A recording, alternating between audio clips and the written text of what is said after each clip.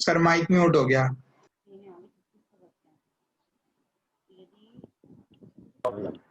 अब आई आवाज? Yes sir. Yes sir. आधा टाइम तो टीचरों का इसी में चला जाता, आवाज आई आवाज गई। चलो बेटा, topic is structure of atom. Dalton ने वर्ड दिया एटम, डाल्टन के हिसाब से ये नहीं टूटेगा, लेकिन थॉमसन आ गए, उनने कहा क्यों नहीं टूटेगा, इसको तो हम तोड़ेंगे। और थॉमसन ने तोड़ा, कैथोड रेस निकाली, इनको हमने कह दिया फास्ट मूविंग इलेक्ट्रॉन।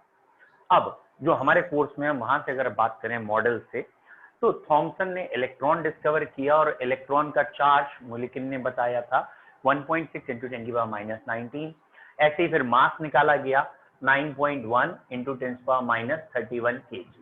ठीक है, तो इलेक्ट्रॉन का मास बहुत कम है, 10⁻31 kg। ठीक है, फॉलोड बाय प्रोटॉन की डिस्कवरी भी हुई थी साथ में ही। एनोड रेस जब आई थी, प्रोटॉन की डिस्कवरी हुई। यूजुअली हम प्रोटॉन को 1h1 ही कह सकते हैं, या हम कह सकते हैं प्रोटॉन एक ऐसा पार्टिकल है which has you can say, बेटा हाइड्रोजन के एटम से एक इलेक्ट्रॉन निकाल दो, हाइड्रोजन का जो एटम होता है उसमें से एक इलेक्ट्रॉन निकाल दो, तो जो बचता है वो प्रोटॉन। इसके ऊपर चार्ज इतना ही होता है, 1.6 × 10⁻⁻19 कूलम ही होता है, और इसका मास ऑब्वियसली इससे कहीं ज्यादा है, it is nearly 1.66 something × 10⁻24 kg है। तो 24 ग्राम 27 kg, सॉरी, ठीक है, ये 27 वर्ड लिखना था। तो इन दोनों के मास में काफी बड़ा अंतर है, proton are quite heavier than electron. फिर सबसे लास्ट में डिस्कवर हुए neutral unit which is termed as neutron, और थॉमसन के टाइम पे तो ये पता भी नहीं थे, बहुत बाद में डिस्कवर हुए। और वहां चार्ज दिखाते हैं, वहां चार्जलेस कह देंगे, और इसका जो मास होता है ना वो ऑलमोस्ट प्रोटॉन जैसा है, ऑलमोस्ट स्लाइटली है, वेरी वेरी स्लाइटली जो है प्रोटॉन से ज्यादा है। तो ये तीन फंडामेंटल पार्टिकल साइंटिस्ट ने डिस्कवर किए। फिर कैसे अरेंज है ये एटम में, तो सबसे पहले थॉमसन ने, जिन्होंने इलेक्ट्रॉन या सबसे पहले स्टार्टिंग की थी, उन्होंने अपना मॉडल दिया। आई होप सो सभी बच्चों को पता है 10th स्टैंडर्ड तक थॉमसन मॉडल था, plum pudding model, watermelon model.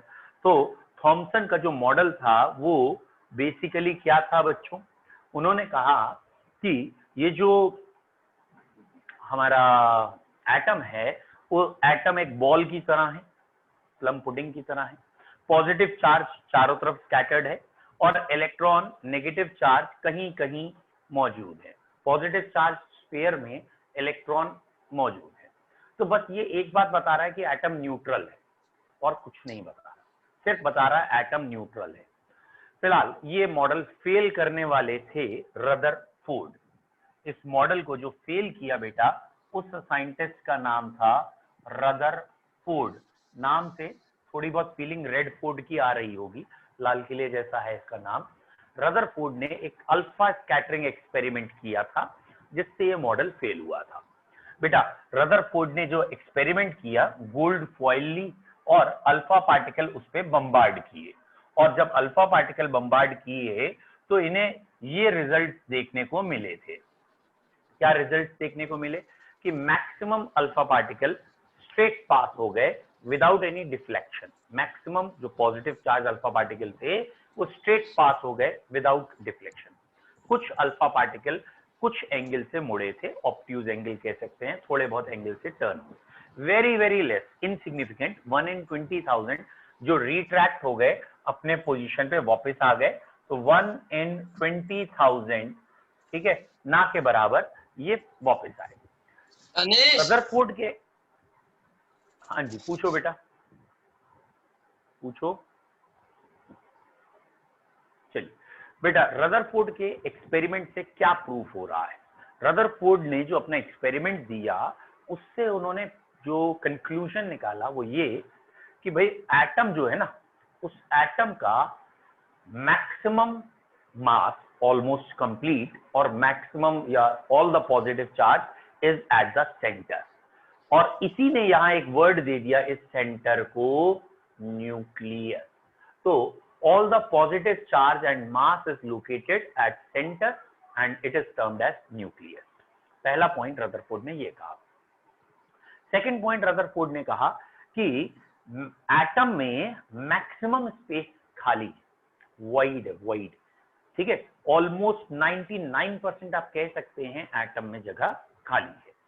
या अगर हम एनसीईआरटी के एग्जाम्पल की बात करें ना बेटा, तो एनसीईआरटी में एक एग्जाम्पल दिया है कि आप मान लीजिए एटम को या न्यूक्लियस को क्रिकेट बॉल, तो एटम कितना बड़ा है, न्यूक्लियस क्रिकेट बॉल है, और एटम कितना बड़ा है, खाली स्टेडियम नहीं, पूरा शहर।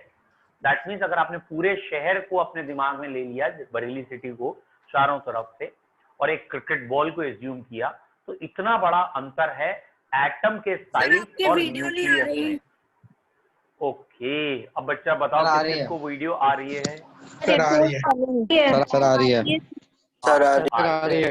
बेटा फिर आप ही की तरफ प्रॉब्लम है, इधर से जा रही है वीडियो, ठीक है, थोड़ी 1-2 मिनट में आ जाएगी, कनेक्शन कई बार लूज होता है, ठीक है। वैसे यार ऑनलाइन में मजे बड़े हैं, थोड़ी देर में ना अगर मन नहीं कर रहा पढ़ना कह दो सर आवाज बंद हो गई, सर वीडियो बंद हो गई, अब वो भी डिस्ट्रैक्ट, तुम भी डिस्ट्रैक्ट, खत्म कहानी, मजे कर रहे थोड़ी देर। चलिए लौट के आते हैं, coming back to our point कि स्ट्रक्चर ऑफ एटम चैप्टर है, रदरफोर्ड का मॉडल आ रहा था, रदरफोर्ड ने एक्सपेरिमेंट किया अल्फा स्कैटरिंग एक्सपेरिमेंट से कंक्लूजन ये निकला या उसका मॉडल ही बन गया कि न्यूक्लियस को बीच में रखना है, चारों तरफ इलेक्ट्रॉन मूव करेंगे, ठीक है। तो पहला पॉइंट हो गया कि all the positive charge and mass is located at the centre and this place is known as nucleus. दूसरा पॉइंट आया almost 99% of the atom is void, मतलब एटम का जो ओवरऑल साइज है और न्यूक्लियस का साइज है उसमें बहुत बड़ा अंतर है। तो रेडियस ऑफ एटम जो माना गया है वो 10⁻⁻10, ठीक है, और मीटर में, और अगर रेडियस ऑफ न्यूक्लियस की बात करें तो 10⁻15 है। बेटा एक 10⁻10 और एक 10⁻15, 10 की power 5, that is 1 lakh times का डिफरेंस बताया गया है एटम में और उसके न्यूक्लियस में। और इन्होंने तीसरा पॉइंट कहा कि electron revolves around the nucleus, electron nucleus के चारों ओर घूमते हैं, ठीक भी बात थी, बट ये इलेक्ट्रॉन कैसे घूमते हैं बस ये नहीं बताया। इन्होंने कहा इलेक्ट्रॉन न्यूक्लियस के चारों ओर घूमते हैं, ओवरऑल स्ट्रक्चर न्यूट्रल भी हो गया, ठीक है। बेटा इसकी रदरफोर्ड का जो मॉडल आया उसको प्लैनेटरी मॉडल कहने लगे, ठीक है। रदरफोर्ड के मॉडल को क्या कहने लगे? Planetary model. क्यों कहने लगे? तो इन्होंने कहा जैसे सन के चारों ओर प्लैनेट घूमते हैं, एटम के चारों ओर, न्यूक्लियस के चारों ओर सॉरी, इलेक्ट्रॉन घूमते हैं। अब इनके मॉडल को फेल करने वाले कौन थे? बेटा इनके मॉडल को फेल करने वाले थे मैक्सवेल। बेटा नाम तो रखा गया था कि ये लोगों का बहुत भला करेंगे, मैक्सवेल, लेकिन इसने रदरफोर्ड के लिए मैक्सिमम वेल खोद के दिखाया, ठीक है, सबसे बड़ा गड्ढा खोद के दिखाया। मैक्सवेल ने एक थ्योरी दी थी कि इसकी थ्योरी थी कि अगर कोई भी चार्ज पार्टिकल चलेगा, मूव करेगा, मोशन में होगा, तो एनर्जी लॉस करेगा। Charge particle in motion loses energy. तो इन्होंने रदरफोर्ड की जो वैल्यूज थी 10⁻10 और 15, उसके हिसाब से उनसे क्वेश्चन किया कि अगर इलेक्ट्रॉन इधर है और वो चल रहा है तो एनर्जी लूज कर रहा है, पाथ स्फेरिकल हो जाएगा और स्फेरिकल होने के बाद फ्यूज हो जाएगा, और ये काम भी बहुत बहुत कम टाइम में हो जाएगा, within no time, 10⁻⁻7 second जो आपकी वैल्यूज हैं उसके हिसाब से प्रूफ में आ रही। तो रदरफोर्ड क्या नहीं प्रूफ कर पाए? Stability of atom. रदरफोर्ड क्या नहीं बता पाए? स्टेबिलिटी ऑफ एटम नहीं बता पाए।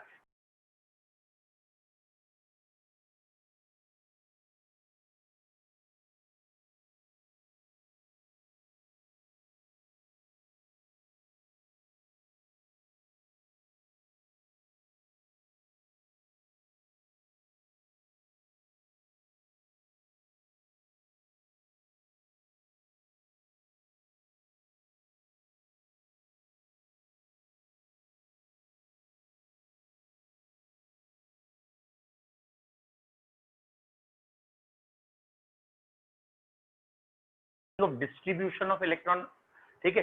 तो यहां पे अगर हम कहें 2, 8, 18, ये नंबर जो आज की तारीख में हम यूज करते हैं, this is basically distribution of electron. तो रदरफोर्ड को ये वाला कॉन्फ़िगरेशन नहीं पता था। उसने कहा प्लैनेट जैसे घूमते वैसे घुमा लो इलेक्ट्रॉन।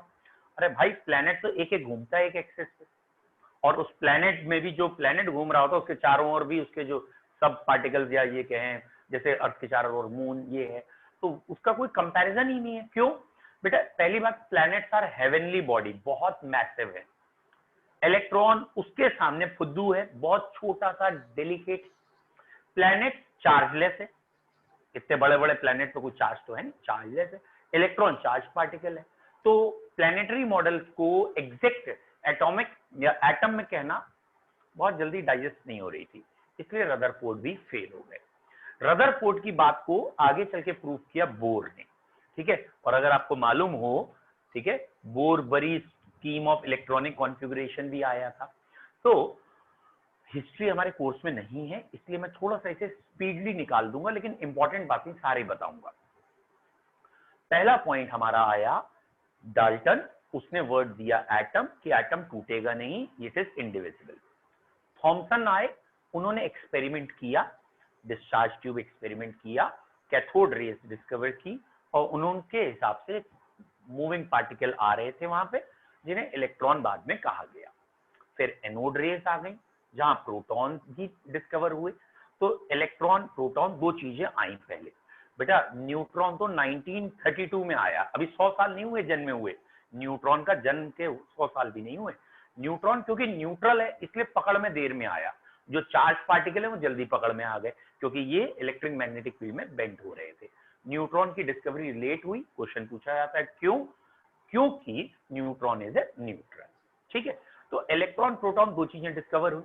इसकी डिस्कवरी के बाद लोगों को बताना पड़ा कि भाई साइंटिस्ट कि ये अरेंज कैसे है, एटम के अंदर ये कैसे लगे हैं। तो रदरफोर्ड ने अपना एक्सपेरिमेंट किया। पहले तो प्लम पुडिंग खा ली थॉमसन की, वो तो बकवास थी, उसे हटा दिया गया, क्योंकि रदरफोर्ड के एक्सपेरिमेंट में जो पार्टिकल स्ट्रेट जा रहे हैं, अगर इलेक्ट्रॉन हर जगह थे, यहाँ सॉरी, अगर पॉजिटिव चार्ज हर जगह था तो ये सारे पार्टिकल स्ट्रेट नहीं जा सकते थे, अल्फा पार्टिकल। फिलहाल थॉमसन की थ्योरी में दम ज्यादा नहीं थी, हट गई। रदरफोर्ड ने न्यूक्लियस वर्ड दिया, आज भी चल रहा है। एटम वर्ड दिया, या ये कहा एटम के अंदर न्यूक्लियस होता है और इलेक्ट्रॉन रिवॉल्व करते हैं। कंसेप्ट एकदम सही था, लेकिन प्रूफ नहीं हो पा रहा था कि एटम स्टेबल कैसे है। और रदरफोर्ड का एक स्टूडेंट, रदरफोर्ड का एक फॉलोअर, दैट इज बोर, उन्होंने ये प्रूफ किया बाद में कि ये जो एटम है, इसमें ये जब इलेक्ट्रॉन यहाँ घूमते हैं तो ये एनर्जी रेडिएट नहीं करते, लॉस नहीं करते। वो अभी प्रूफ आएगा, ठीक है। अब पहला पॉइंट आप लोगों से क्वेश्चन, बताइए बेटा, आपको थॉमसन की डिस्कवरी और रदरफोर्ड का मॉडल ये दोनों क्लियर हैं? तो 1 टाइप करो, कोई डाउट है तो पूछो।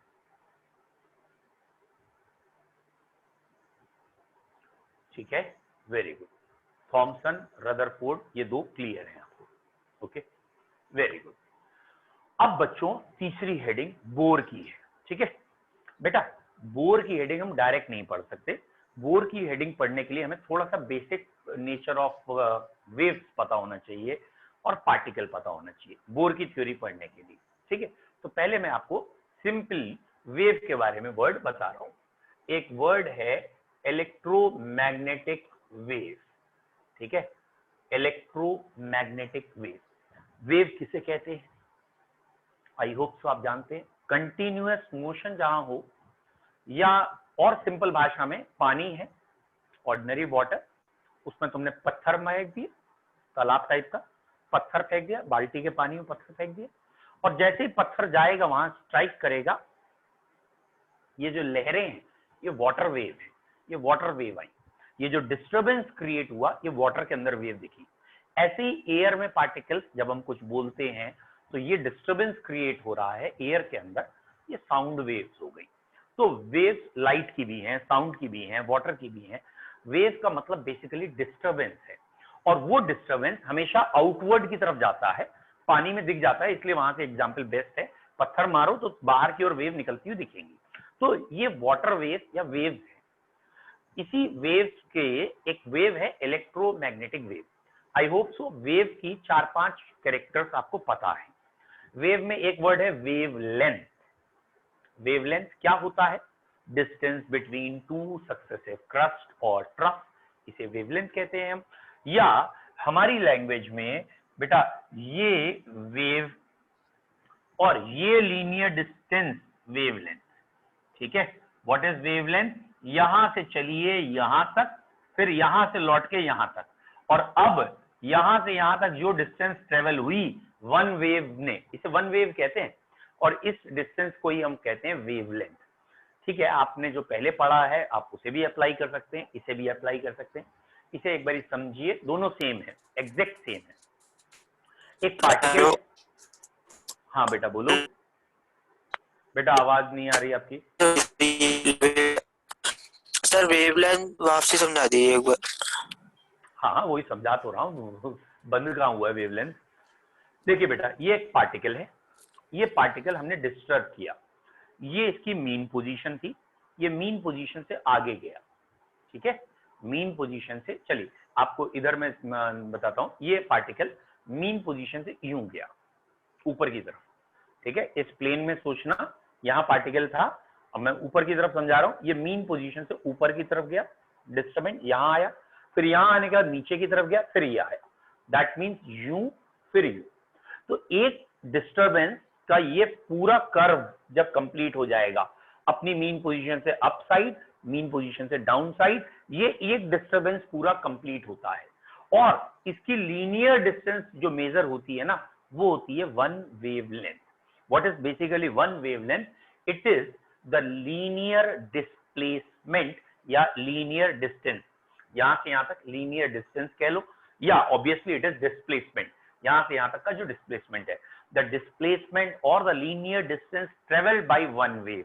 ये बेटा वन वेव है, यहां से यहां फिर यहां से यहां आई, तो ये वन वेव है। और ये वन वेव जब हुई उस समय इसने कितनी डिस्टेंस ट्रेवल कर ली, ये अपनी मीन पोजीशन से कितना आगे पहुंच गया, वो कहलाती है वेवलेंथ।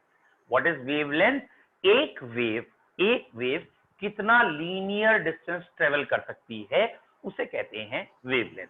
जो हमारी रेडियो वेव्स होती हैं, जिससे रेडियो टेलीकास्ट होता है एफएम, उनकी वेवलेंथ मीटर्स किलोमीटर्स में होती हैं, उनकी एक एक वेव बहुत डिस्टेंस ट्रेवल करती हैं।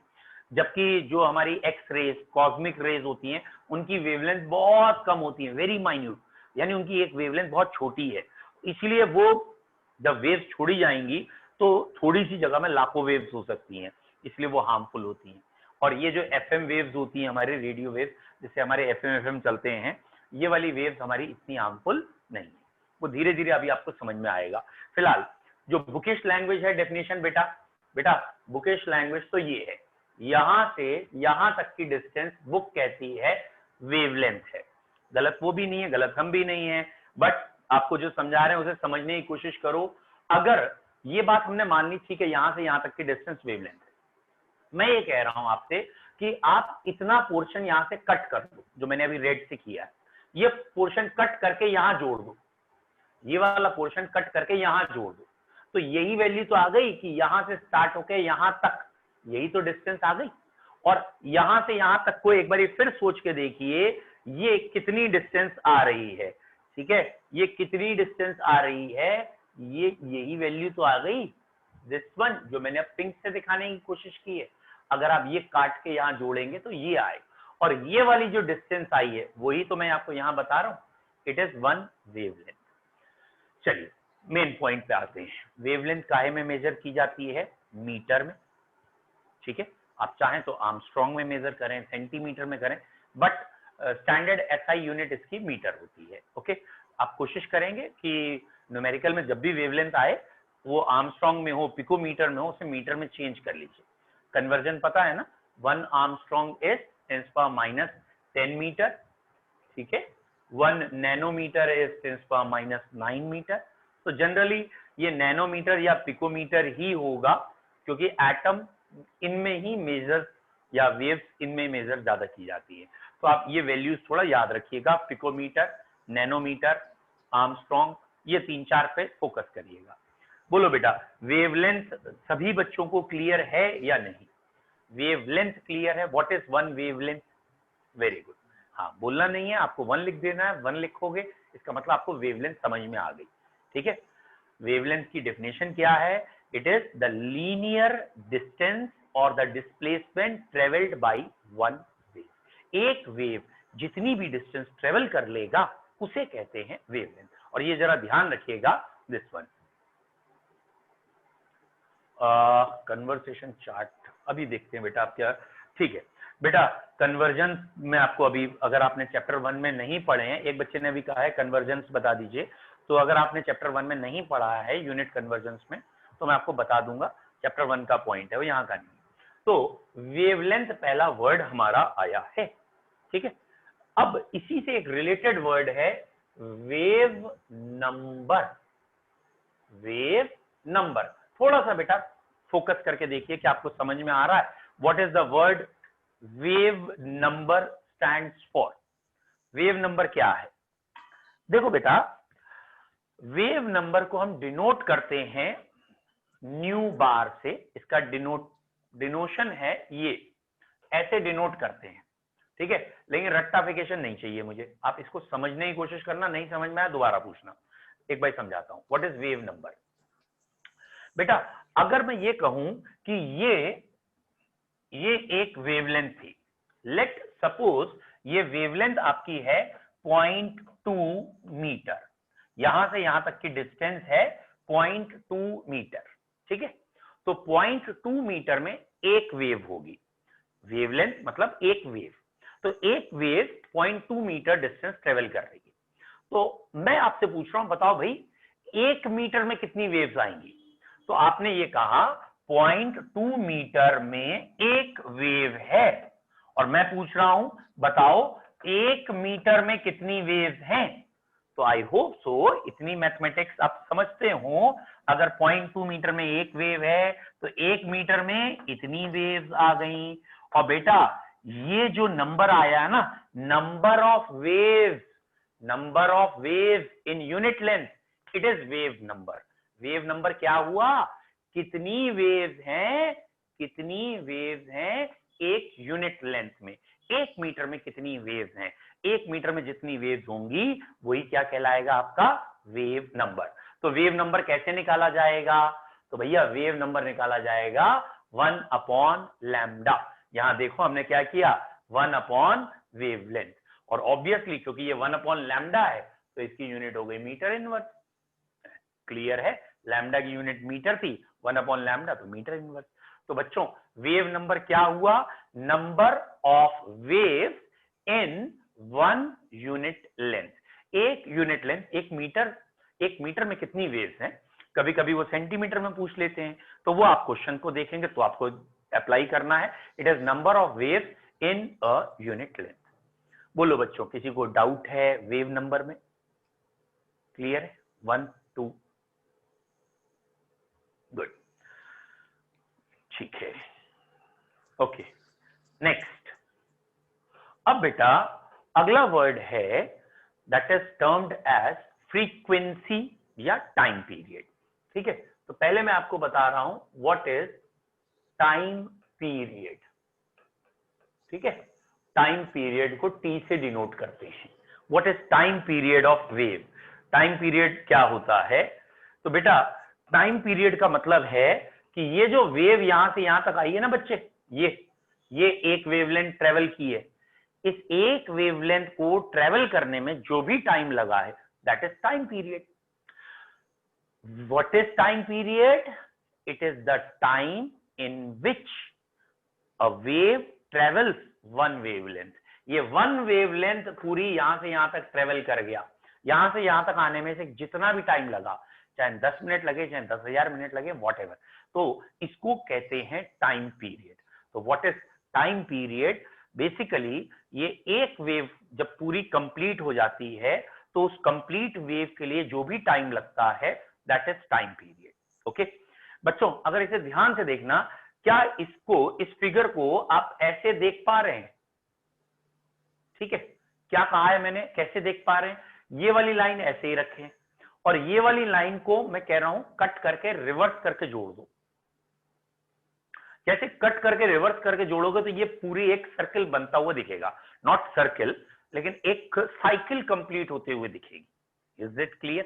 तो what is time period? Basically हम टाइम पीरियड के लिए कह देते हैं कि it is the time in which a wave travel one wavelength distance.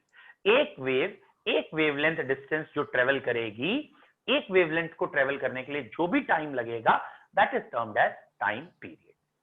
इसकी यूनिट क्या होगी? अरे भैया, ये वो टाइम है जो एक वेवलेंथ को ट्रेवल करने में लगेगा, है तो टाइम ही ना। तो टाइम की यूनिट क्या होगी? सेकंड, कभी कभी मिनट, कभी कभी आवर, व्हाटएवर, लेकिन जनरली सेकंड्स में बोली जाती है। तो what is time period? It is the distance traveled by the it is the time in which a wave travels one wavelength।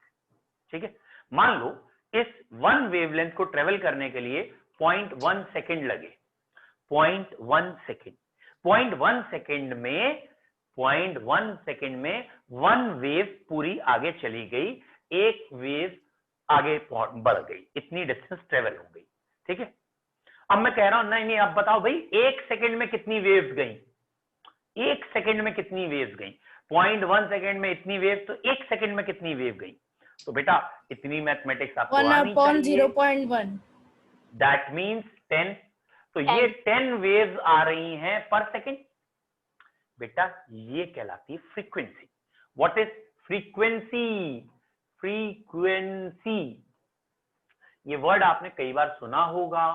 ठीक है, फ्रीक्वेंट, ठीक है, इंग्लिश का वर्ड है फ्रीक्वेंट। समझने की कोशिश करो, रटने की जगह।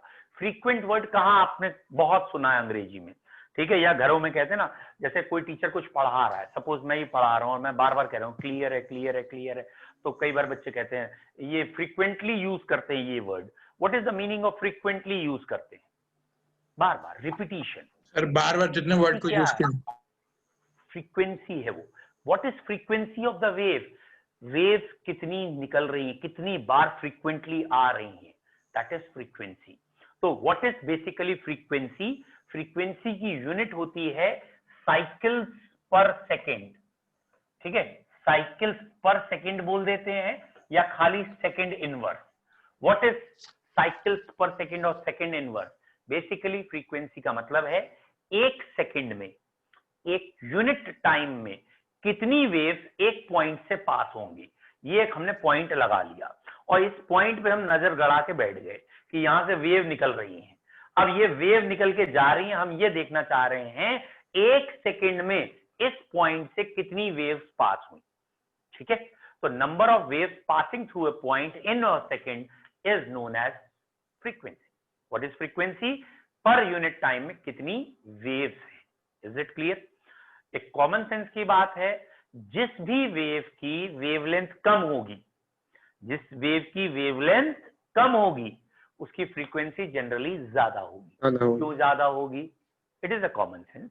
वेवलेंथ कम है तो रिपीटिशन जल्दी जल्दी होगा, जल्दी जल्दी यहां से वेव पास होंगी, तो एक सेकेंड में ज्यादा वेव्स आ जाएंगी।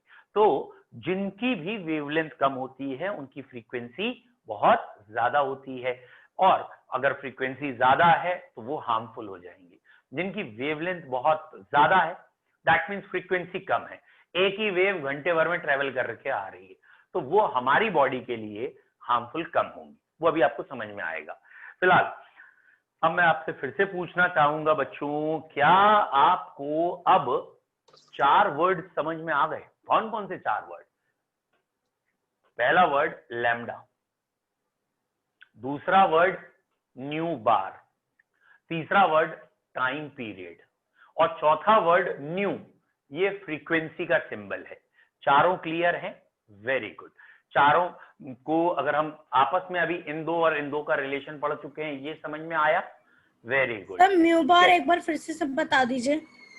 बेटा न्यू बार जो था, इसकी फुल फॉर्म थी wave number.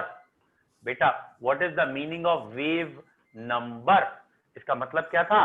Number of waves in a unit length. एक यूनिट लेंथ में कितनी वेव्स हैं।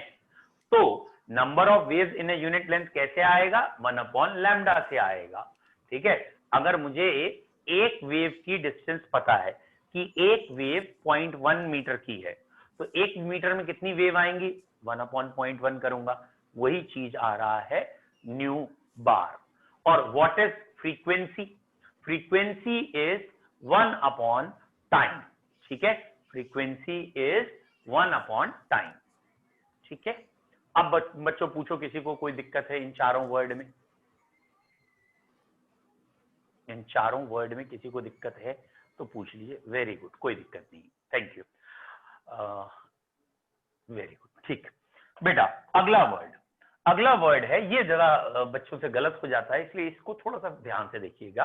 5वां कैरेक्टर वेव का है, that is called as velocity of wave.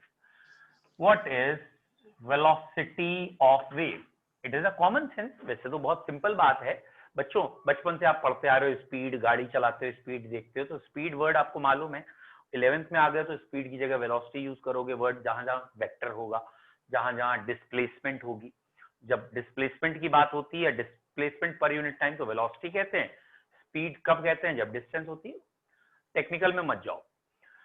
तो अब हमें वेलोसिटी ऑफ वेव बताना है बेटा। वेलोसिटी का फॉर्मूला तो वही होगा, डिस्टेंस ट्रेवल्ड या डिस्प्लेसमेंट अपॉन टाइम। अगर मैं इसे ऐसे लिख लूं तो भी कोई दिक्कत नहीं है आपको, है ना, डिस्टेंस ट्रेवल्ड एंड पर यूनिट टाइम। इसको मैंने ऐसे लिख लिया। क्या आपको याद है अभी आपने पढ़ा था, distance travelled by one wave is lambda and 1 upon T is frequency. तो velocity of the wave is distance upon time, तो ये आ गया न्यू इंटू लैम्डा। तो what is velocity? Nu multiplied by lambda. फिर से देख लो, वेलोसिटी क्या होता है? Distance covered divided by time taken. एक यूनिट टाइम में कितनी डिस्टेंस कवर की गई है। ठीक है, तो हमने डिस्टेंस और यूनिट टाइम को ऐसे लिख लिया। हमें मालूम है जो distance covered by one wave है, वो वन वेव की डिस्टेंस को हम क्या कह सकते हैं? Lambda, wavelength. और टाइम पीरियड क्या होता है? एक वेव कितनी डिस्टेंस ट्रेवल कर रही है। तो 1 बाई टाइम पीरियड क्या होता है? Obviously 1 by time period frequency होती है। तो यहाँ फ्रीक्वेंसी लिख दी डायरेक्ट हमने, तो ये रही फ्रीक्वेंसी। तो दिस मल्टीप्लाइड बाय दिस। अब मैंने क्यों कहा, इससे थोड़ा ध्यान से पढ़ना। कई बच्चों की ना जल्दबाजी में आदत होती है बचपन से पढ़ते हुए कि speed equal to distance upon time. तो उनसे पूछो वेलोसिटी क्या है यहाँ पे, तो वो कहने लगते हैं न्यू अपॉन लैम्डा। पता नहीं क्यों भैया न्यू अपॉन लैम्डा क्यों आया? उनका कहना होता है भाई speed upon distance upon time था, अपॉन में कुछ तो रखेंगे हम। अरे भैया क्यों रखेगा तू अपॉन में? तू 1 अपॉन टी को ही तू फ्रीक्वेंसी कह रहा है भाई। तो ये फ्रीक्वेंसी अब मल्टीप्लाई में आ गई, तो भैया न्यू इंटू लैम्डा होता है, न्यू अपॉन लैम्डा या लैम्डा अपॉन न्यू नहीं होता कुछ। तो velocity of the wave is, इसे मैंने अभी v से डिनोट कर दिया है, it is new into lambda, it is frequency into wavelength. इसमें आप गलती मत करिएगा। बताइए बेटा, 5 कैरेक्टर क्लियर हैं? छठा कैरेक्टर मैं पढ़ाता नहीं, उसकी जरूरत नहीं पड़ी क्योंकि अभी तक, और वो छठा कैरेक्टर होता है बेटा ये, this is called as amplitude of wave A, और एम्पलीट्यूड की हमें जरूरत नहीं पड़ती, पहले 5 कैरेक्टर की जरूरत होती। नाउ वेरी गुड,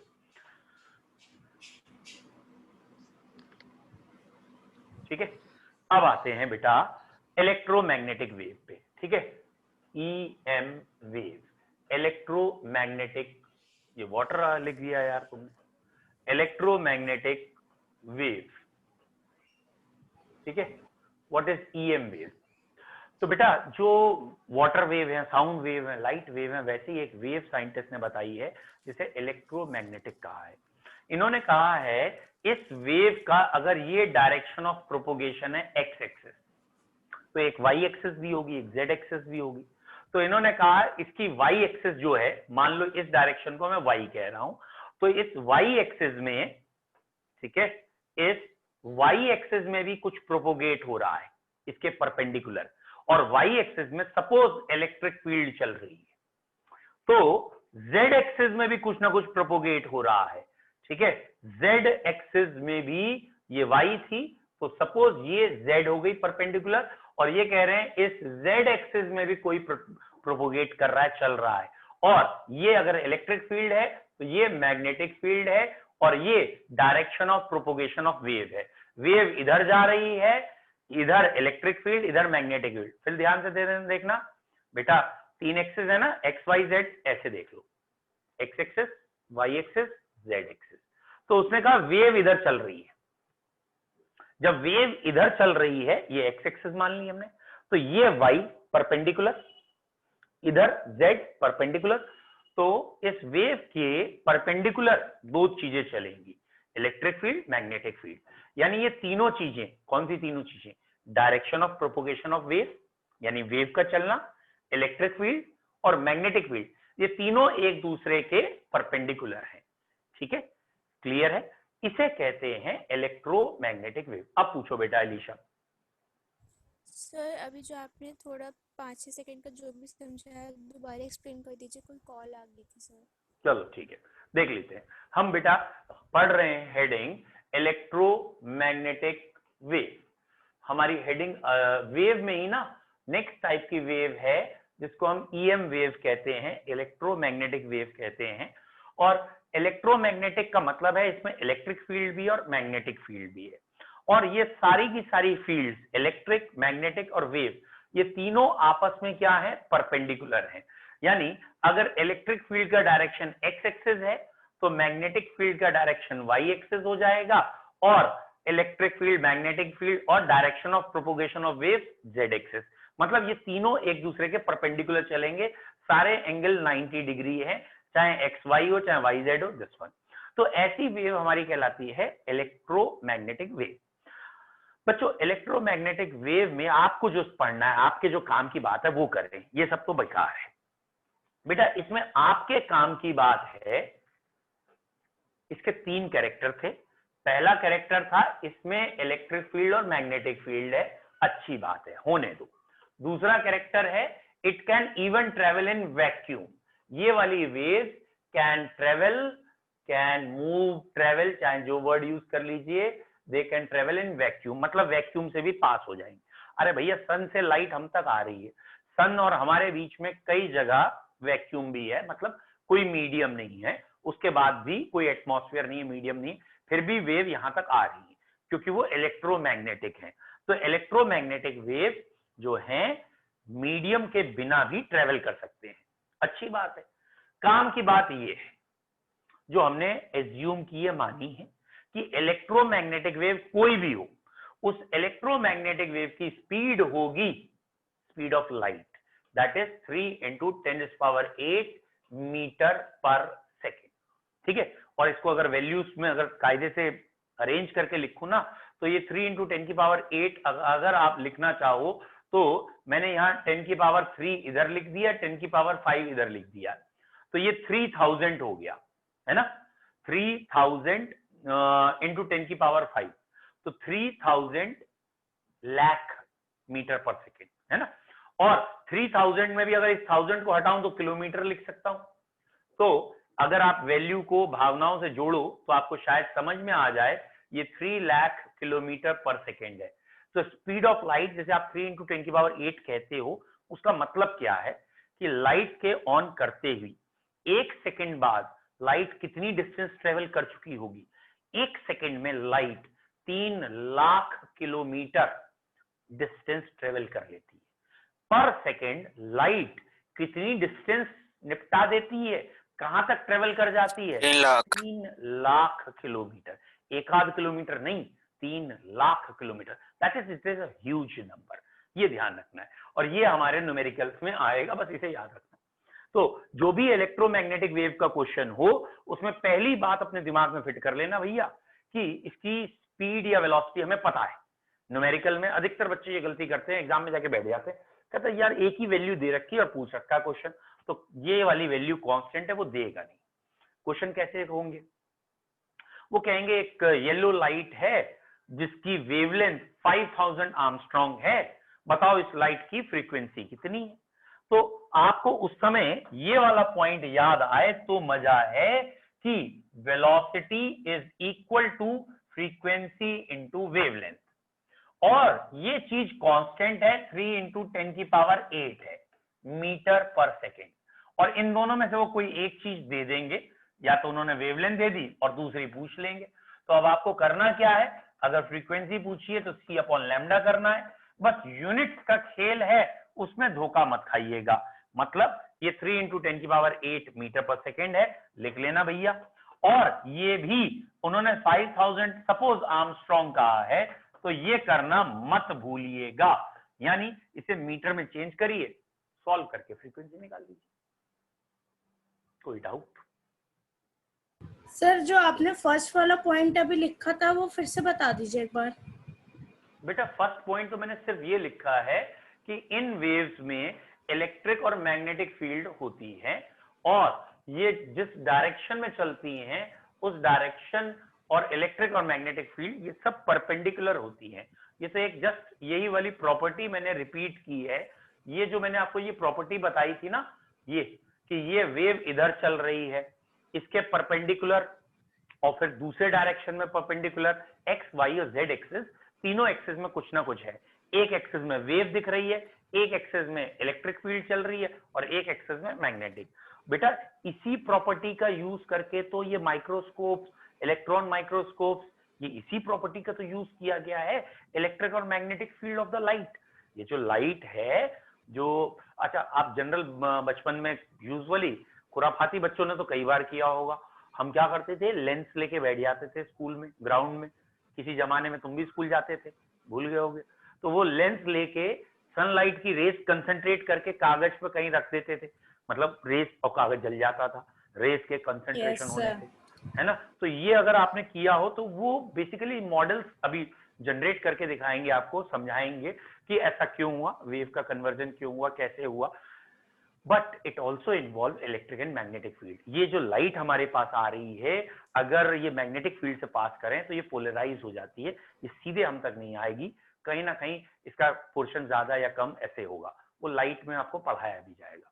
फिलहाल अभी हमने बात की इलेक्ट्रोमैग्नेटिक वेव, वो वेव होती है जिसके आपको 3 कैरेक्टर याद करने हैं। याद क्या कर रहे हैं यार, देखो तीसरे कैरेक्टर पे फोकस करना है, बाकी 2 कैरेक्टर खाली लिखने के लिए है कि इसमें इलेक्ट्रिक और मैग्नेटिक फील्ड होती है। इसका कोई फिजिकल सिग्निफिकेंस की तुम्हें जरूरत नहीं पड़ेगी। ये वैक्यूम में चली आती है, सन से हम तक आ गई, बीच में कई जगह वैक्यूम थे होंगे। हमारे न्यूमेरिकल में ये काम देगा, क्या काम देगा, इसकी वेलोसिटी कांस्टेंट है, ये वेलोसिटी ऑफ लाइट से चलती है, कोई भी इलेक्ट्रोमैग्नेटिक वेव हो। इलेक्ट्रोमैग्नेटिक वेव का एक पूरा स्पेक्ट्रम है, अगर आपको याद किया तो अच्छा है, तो मैं कराऊंगा आपको, कॉस्मिक, रेडियो, माइक्रो, ये ठीक है। तो ये एक पूरा स्पेक्ट्रम आएगा, 6 या 7 वेव नाम हमने अलग अलग दे रखे हैं फ्रीक्वेंसी के हिसाब से। जैसे विबग्योर बीच में है, विजिबल रीजन है, वॉयलेट टू रेड है, तो इसके आगे इसके पीछे का रीजन है वो इलेक्ट्रोमैग्नेटिक वेव का पूरा एक रीजन है। दैट मीन्स जितनी वेव सन से आती हैं उसमें से एक छोटा सा रीजन ही हमें दिखती है जो कलर के रूप में विजिबल रीजन है। अल्ट्रावायलेट वेव्स भी आती हैं, वो नहीं दिखती, और इंफ्रारेड रेज भी सन से आती हैं, वो भी नहीं दिखती। फिलहाल ये हमें पढ़ना भी है वेव्स के बारे में। यहां तक कोई डाउट है तो बताओ? क्लियर है, वेरी गुड, ठीक है। यहां तक के वेव्स के क्वेश्चंस अभी तो ज्यादा नहीं है, लेकिन यहां तक आपको समझ में आ गया ना।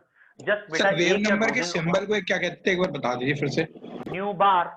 अरे ये रहा न्यू, और ये वर्ड तो तुम्हारा फेवरेट है वैसे, ये बार, VAR, बार। बार तो समझते हो यार तुम, सर इसकी याद आ गया स्पेलिंग क्या? Yes sir. हाँ बार तो समझते हो, मुझे पूरी उम्मीद थी तुमसे। बार का मतलब क्या होता है? बार का मतलब, अबे आइसो बार, प्रेशर की यूनिट होती है बार। हाँ प्रेशर वाली यूनिट है, ज्यादा ना समझा कर। चॉकलेट बार, मैग्नेट बार, कई जगह बार आता है, हम बार बार बार बोल रहे हैं फिर भी तुम बार बता रहे हो।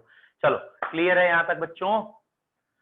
चलो आज यहीं तक रख रहे हैं बेटा। हाँ बेटा पूछो पूछो, एक मिनट रुको, कोई बच्चा पूछ रहा है, पूछने दो, पूछिए बेटा। स्पेलिंग क्या हुई? तो न्यू को किसकी हम न्यू? स्पेल कैसे करेंगे? नहीं स्पेल कैसे करेंगे या लिख के दिखाऊं? NU। सर लिखना हो तो कैसे?